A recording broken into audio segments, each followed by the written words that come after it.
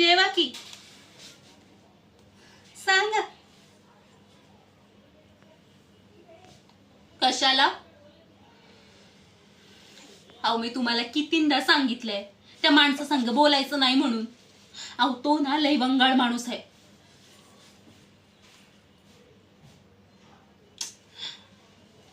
अहो तुम्ही बी राबताय आणि तो बी राबतोय ना. अहो पण शेवटी आशीर्वाद म्हणून काय असतात की नाही. तुम्ही ना लई विचार करताय बघा. काय नाक दिसलं? हो नाक म्हणजे बाळूमामाचा अवतार. असं म्हणतात बाळूमामाच नागाच्या रूपात दर्शन देतात. नाही आपण ना एक काम करूया.